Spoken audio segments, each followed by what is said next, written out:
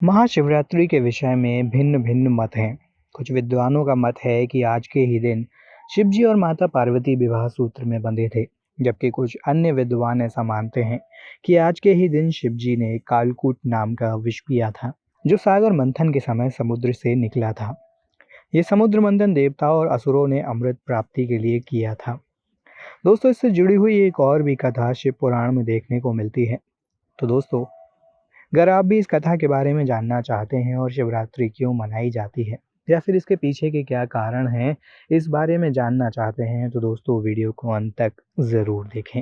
दोस्तों, एक बार माता पार्वती ने भगवान शिव शंकर से पूछा कि ऐसा ऐसा कौन सा श्रेष्ठ और सरल व्रत पूजन है जिससे मृत्यु लोक के प्राणी सहज ही आपकी कृपा प्राप्त कर सकते हैं। उत्तर में शिव जी ने माता पार्वती को शिवरात्रि के व्रत की विधि बताई और महाशिवरात्रि की कथा सुनाई। इस कथा के अनुसार एक बार चित्रभान नाम का एक शिकारी था, जो पशुओं का शिकार किया करता था और अपने परिवार को पालता था।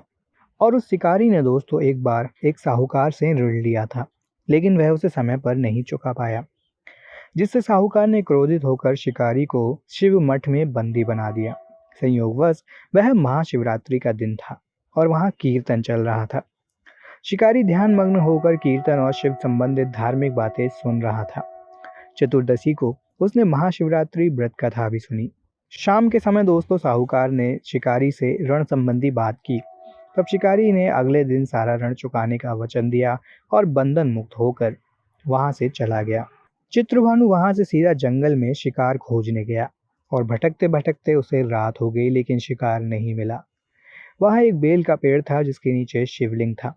रात को शिकार के लिए वह उसी बेल के पेड़ पर चढ़ गया और नींद ना आ जाए इसलिए वह बेलपत्र को तोड़कर नीचे गिराने लगा। वह बार बार बेलपत्र तोड़ता और नीचे गिराता, जिससे बेलपत्र नीचे स्थित शिवलिंग पर जाकर गिरने लगे।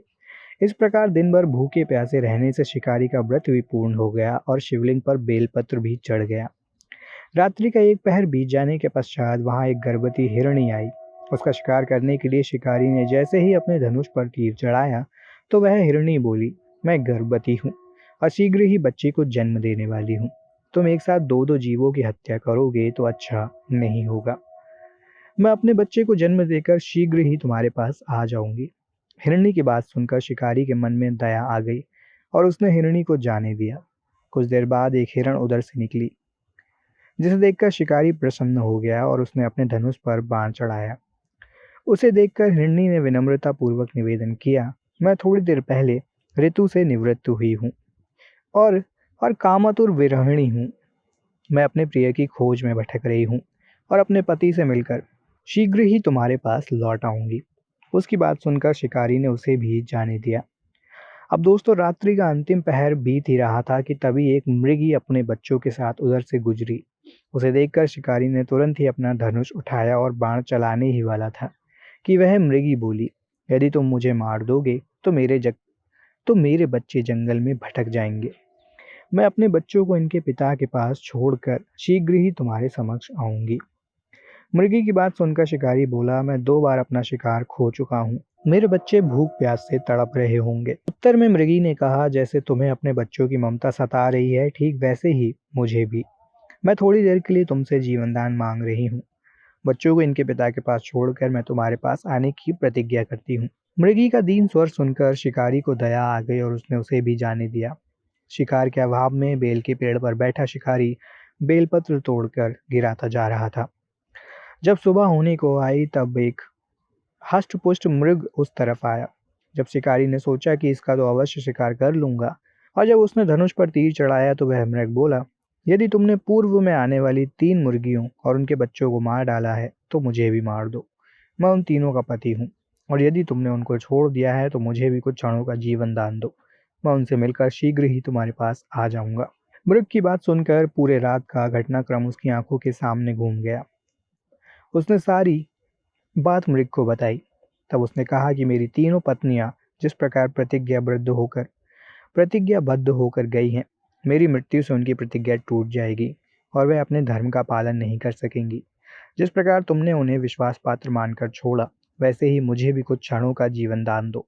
मैं उन सब के साथ तुम्हारे समक्ष उपस्थित हो जाऊंगा। उपवास, रात्रि जागरण और शिवलिंग पर बेलपत्र चढ़ाने से शिकारी का हिंसक हृदय निर्मल हो गया और उसमें भगवत शक्ति का वास हो गया। धनुष बाण उसके हाथ से सहज ही छूटकर गिर गई। भगवान शिव की कृपा से उसका हिंसक हृदय करुणामय भाव से भर गया। वह आज अपने अतीत के कर्मों को याद कर पश्चाताप की आग में जलने लगा। थोड़ी देर बाद दोस्तों वह मृग सपरिवार उस शिकारी के सामने उपस्थित हो गया, किंतु जंगली पशुओं की ऐसी सत्यता, सात्विकता और प्रेम भावना देखकर शिकारी को बड़ी ग्लानि हुई। उसकी आंखों से आंसू झरझर कर गिरने लगे। उस मृग परिवार को ना मारकर शिकारी ने अपने हृदय को कोमल और दयालु बना लिया।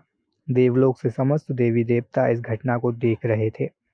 इस घटना की परिणति होते ही दोस्तों समस्त देवी देवताओं ने पुष्प वर्षा की। भगवान शिव ने अपने दिव्य स्वरूप के दर्शन कराए तथा सुख समृद्धि का वरदान देकर उसे गुह नाम प्रदान किया। यही वह गुह था जिससे भगवान श्री राम की मृत्यता हुई।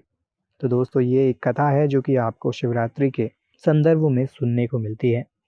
इस वीडियो को लेकर दोस्तों आपकी क्या राय है, हमें कमेंट सेक्शन में कमेंट करके ज़रूर बताएं। वीडियो पसंद आया हो तो लाइक और शेयर भी ज़रूर करें। तब तक के लिए आप सभी का धन्यवाद।